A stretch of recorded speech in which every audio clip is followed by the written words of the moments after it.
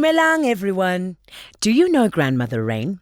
She blesses us with refreshing water to drink and helps the plants to grow. But if we make Grandmother Rain angry, she will take away her blessings. This is a lesson that Baboon still has to learn.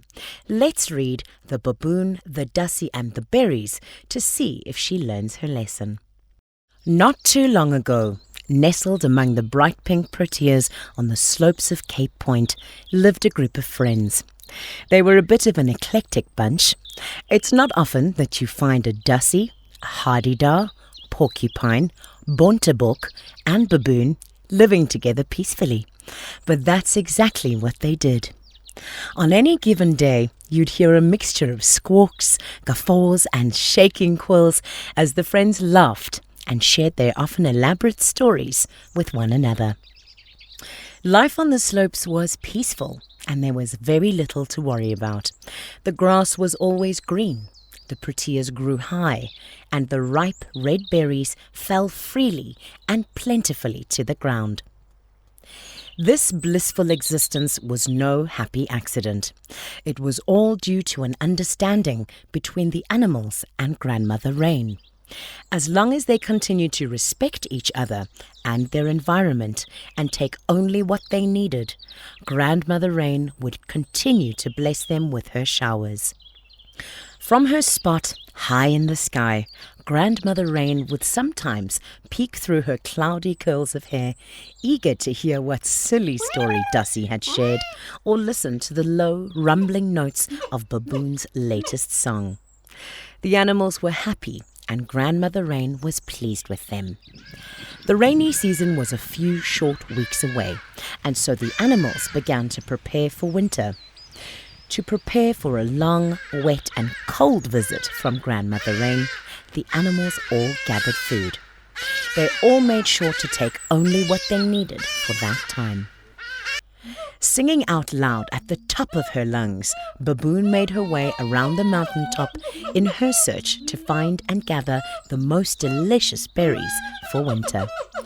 Baboon had almost given up when she came across the largest and most beautiful berry bush she had ever seen.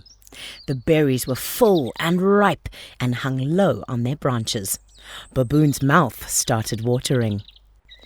She tried very hard to respect Grandmother Rain's wishes and take just enough for the winter, but her appetite was much bigger than Dassie's or Porcupine's.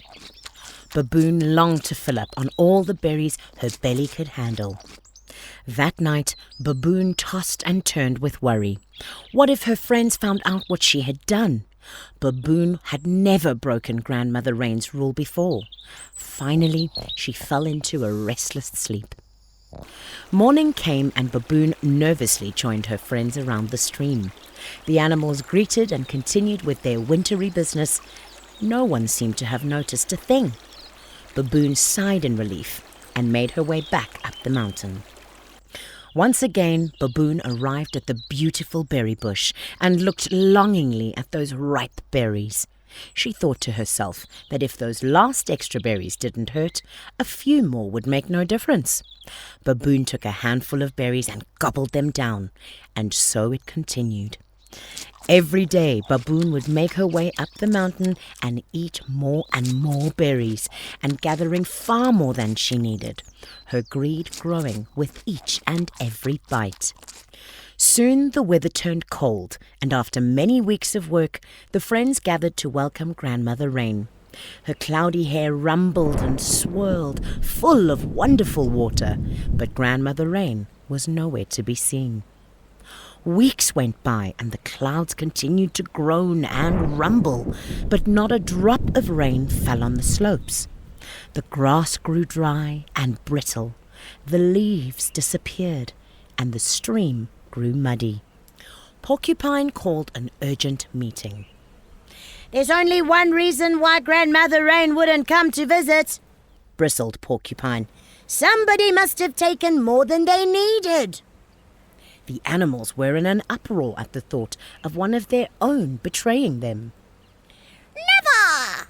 squawked Hadida. "I don't think any of our friends would do that. Ah!" Perhaps it was a misunderstanding, suggested Bontebok. Porcupine didn't agree. I doubt it, He cried. If the rain doesn't begin to fall soon, we'll run out of food, whispered Dassie. The animals grew fearful.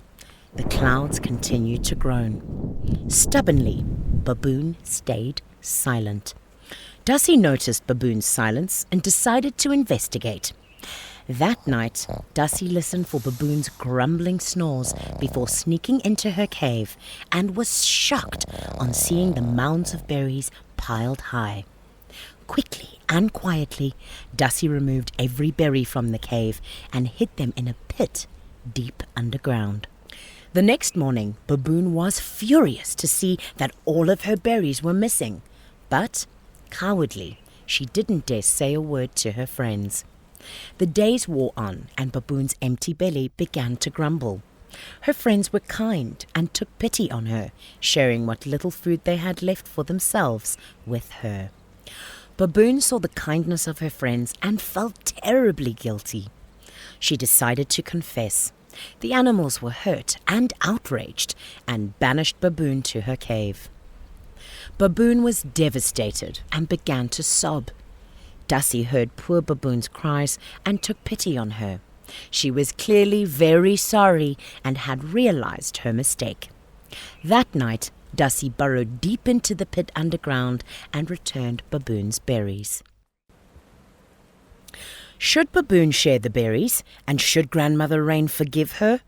Or should Grandmother Rain not forgive Baboon even if she shares her berries?